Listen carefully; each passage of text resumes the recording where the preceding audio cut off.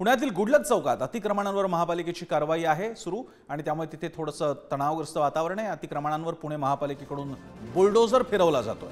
पुण्यातला प्रसिद्ध गुडलक चौक हा मोठ्या प्रमाणात प्रसिद्ध आहे। महाराष्ट्रात, देशात आणि जगातही म्हटलं तरी वावगं ठरणार नाही। इथं गर्दीच्या वेळी सुरू असलेल्या कारवाईमुळे मोठी वाहतूक कोंडी मात्र झालेली आहे। इथे उभारण्यात आलेल्या काही अवैध बांधकामांवरती ही कारवाई झालेली आहे। बुलडोझर कारवाई झालेली आहे। गर्दीच्या वेळी सुरू असलेल्या या कारवाईमुळे मोठी वाहतूक कोंडी मात्र झाली।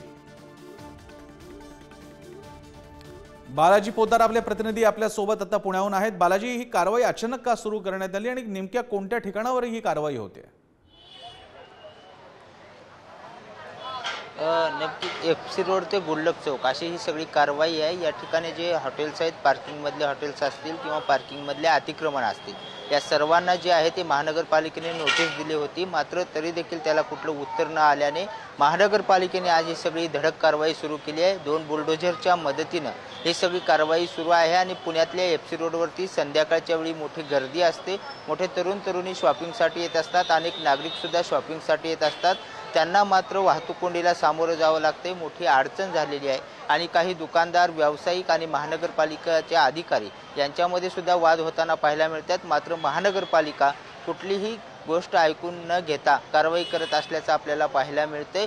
जवळपास जे काही अनधिकृत असेल ते सर्व आम्ही पाडणार असल्याची प्रतिक्रिया जी आहे ती महानगरपालिकेकडून देण्यात आलेली आहे। महानगरपालिका ती कारवाई धडक आता आपल्याला पाहायला मिळते। माझ्या पाठीमागे जर पाहिलं तर हा सगळा बुलडोझर आहे जो कारवाईसाठी आणण्यात आलेला आहे। अशा प्रकारचे 2 बुलडोझर जे आहेत ते या ठिकाणी आणण्यात आलेले आहेत। मोठा पोलीस बंदोबस्त सोबत ठेवण्यात आलेला आहे। महानगरपालिका आणि पोलीस कर्मचारी यांच्या मदतीने ही सगळी कारवाई करण्यात येते। आता जे मी जिथे उभा आहे ते एक हॉटेल होतं, चायनीज सेंटर होतं आणि एक शोरूम होतं। त्या शोरूमची सुद्धा तोडकाम जे आहे ते महानगरपालिकेने केलेलं आहे आणि महानगरपालिकेने आज पूर्ण एफसी रस्त्याचे जे अनधिकृत बांधकाम आहेत ते सर्व काढून टाकणार असल्याची प्रतिक्रिया या ठिकाणी दिलेली आहे आणि तशी धडक कारवाई जी आहे ती महानगरपालिकेकडून सुरू असलेली आपल्याला पाहायला मिळते आहे। प्रसन्न, या सगळ्या कारवाईच्या दरम्यान मध्ये एक प्रश्न असा सुद्धा की हे ज्यांच्यावरती कारवाई झालेली आहे त्यांचं याबद्दल काही म्हणणं कळू शकलं का? ही पूर्ण वेगळी दुकानं होती का मूळच्या अधिकृत दुकानांची अनधिकृत एक्सटेन्शन होती, असं काही कळू शकलंय? हे अधिकृत दुकान आहेत, मात्र दुकानच्या समोरचा जो स्पेस आहे तो स्पेस अनेक हॉटेल्स, अनेक दुकानांनी आपल्या पाट्या लावण्यासाठी, शोरूमचे बॅनर्स लावण्यासाठी वापरलेला होता। अनेक ठिकाणी बॅरिकेड्स लावलेले होते।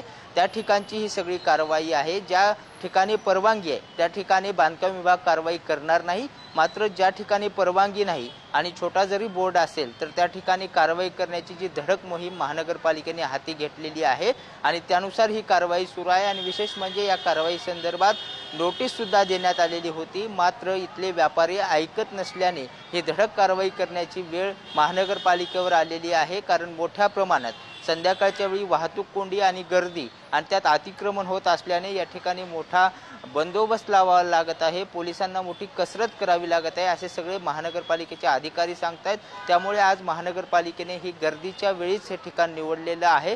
त्यामुळे थोडीशी पुणेकरांना वाहतूक कोंडी पाहायला मिळते, मात्र कारवाई पूर्ण झाल्याशिवाय महानगरपालिका थांबणार नसल्याचं महानगरपालिकेच्या अधिकाऱ्यांनी सांगितले। महानगरपालिकेचे अनेक वरिष्ठ अधिकारी सुद्धा या कारवाईत नक्कीच अशा कारवायांची गरज आहे। शहरांमधले असे सगळे प्रमुख चौकमध्ये पुणे असेल किंवा अन्य महत्त्वाची शहरं, तिथे अशा प्रकारच्या अनधिकृत बांधकामांवरची कारवाई होणं गरजेचं आहे। धन्यवाद तुम्ही दिलेल्या माहितीबद्दल।